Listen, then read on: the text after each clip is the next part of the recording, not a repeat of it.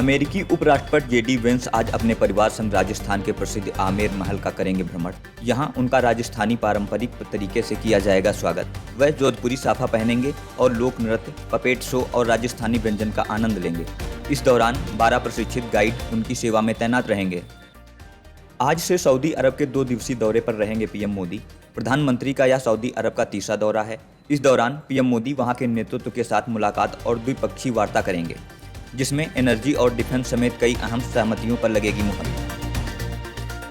ईसाइयों के सबसे बड़े धर्मगुरु पोप फ्रांसिस का 28 साल की उम्र में हुआ निधन। पिछले साल जून महीने में पीएम मोदी की G7 शिखर सम्मेलन के दौरान इटली में पोप फ्रांसिस से हुई थी मुलाकात। वहीं पीएम मोदी ने उनके द्वारा किए जा रहे काम को लेकर काफी तारीफ की थी।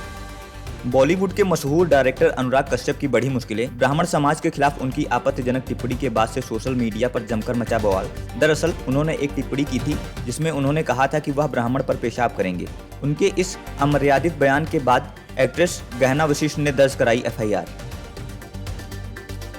अलीगढ़ के चर्चित सास दामाद लव स्टोरी में आया नया मोड़। दामाद राहुल के पिता ओमवीर को फोन पर परिवार सहित बम से उड़ाने की मिली धमकी।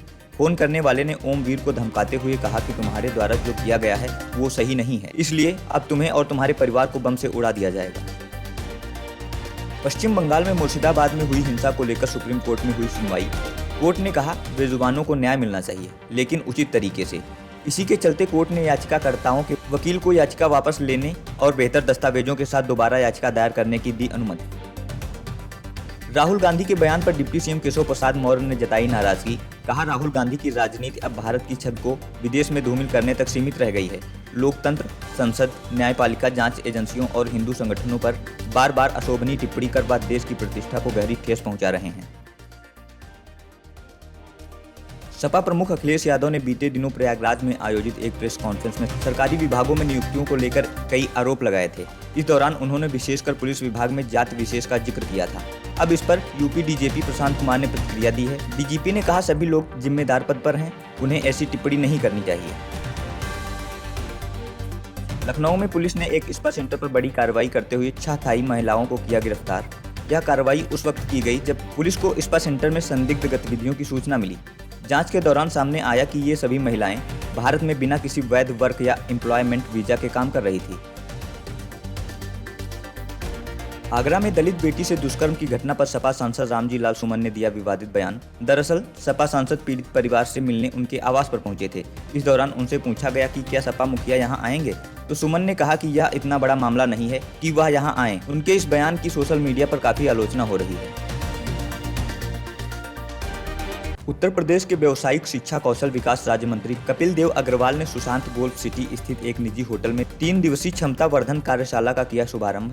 इस अवसर पर उन्होंने कहा पीएम मोदी के मार्गदर्शन और सीएम योगी के नेतृत्व में युवाओं को नौकरी करने के साथ साथ नौकरी देने वाला भी बनाया जा रहा है। एक राष्ट्र एक चुनाव पर कैबिनेट मंत्री बेबी रानी मौर्य ने दी प्रतिक्रिया।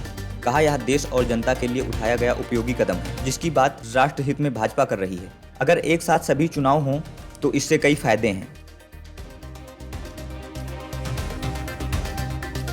लखनऊ के सिया पीजी कॉलेज और केकेवी पीजी कॉलेज ने नए सत्र 2025-26 के लिए आवेदन प्रक्रिया की शुरू। सिया पीजी कॉलेज में ऑनलाइन आवेदन के लिए वेबसाइट www.siapgcollege.ac.in पर जाकर आवेदन कर सकेंगे छात्र। कॉलेज के प्राचार्य डॉक्टर SS बाकरी ने बताया कि आवेदन का शुल्क 1000 रखा गया है। लखनऊ के अखिल भारतीय हिंदू महासभा के कार्यकर्ताओं ने पश्चिम बंगाल की मुख्यमंत्री ममता बनर्जी के खिलाफ त्रिशूल लेकर किया विरोध प्रदर्शन। सभी कार्यकर्ताओं ने जिहादियों के खिलाफ कठोर कार्रवाई की मांग की। इस दौरान ममता बनर्जी मुर्दाबाद और ममता बनर्जी होश में आओ जैसे नारे लगाए गए। अयोध्या में बढ़ते तीर्थयात्रियों की भीड़ को देखते हुए उत्तर प्रदेश सरकार अयोध्या गोंडा राजमार्ग को 6 लेन करने की बना रही योजना। यह ग्रीनफील्ड प्रोजेक्ट पार्वती अर्गा वन्य जीव अभयारण्य से दूर पर्यावरण के अनुकूल तरीके से बनाया जाएगा। इससे यातायात जाम में कमी आएगी और रामलला के दर्शन करना आसान होगा। हरदोई के माधवगंज क्षेत्र में यूपी सरकार के आबकारी राज्य मंत्री नितिन अग्रवाल ने एक कार्यक्रम को संबोधित करते हुए कहा, यूपी में योगी सरकार ने माफियाओं और गुंडा राज का अंत कर दिया है। उन्होंने कहा कि आज प्रदेश में कानून का राज है और जो लोग जिस भाषा में समझ रहे हैं उसे उसी भाषा में समझाया जा रहा है। बिहार में आज से शौर्य दिवस का होगा भव्य आयोजन। इस मौके पर वायुयानों का सौर प्रदर्शन पटना के जेपी गंगा पथ पर आएगा नजर। इस दौरान केंद्रीय रक्षा मंत्री राजनाथ सिंह, मुख्यमंत्री नीतीश कुमार समेत अन्य गणमान्य होंगे शामिल। बॉलीवुड के मशहूर अभिनेता रणदीप हुड्डा ने पीएम मोदी से की मुलाकात। इस दौरान उनके साथ मां आशा हुड्डा और बहन डॉक्टर अंजलि हुड्डा भी मौजूद थी। अभिनेता ने एक्स पर तस्वीरें पोस्ट कर जाहिर की खुशी। बीसीसीआई ने अपने नए सेंट्रल कॉन्ट्रैक्ट की जारी की लिस्ट, जिसमें कुल 34 खिलाड़ियों को शामिल किया गया है। सेंट्रल कॉन्ट्रैक्ट के ए+ ग्रेड में रोहित शर्मा, विराट कोहली, रविंद्र जडेजा और बुमराह हैं। वहीं ए ग्रेड में कुल 6 खिलाड़ियों को शामिल किया गया है। इस बार सी कैटेगरी में 19 खिलाड़ियों के नाम हैं। आईपीएल 2025 का 40वां मैच लखनऊ सुपर जायंट्स बनाम दिल्ली कैपिटल्स के बीच शाम 7:30 बजे लखनऊ के इखाना स्टेडियम में खेला जाएगा। बता दें कि दोनों टीमों के अंक बराबर होने के कारण यह मुकाबला बेहद रोमांचक होने वाला है।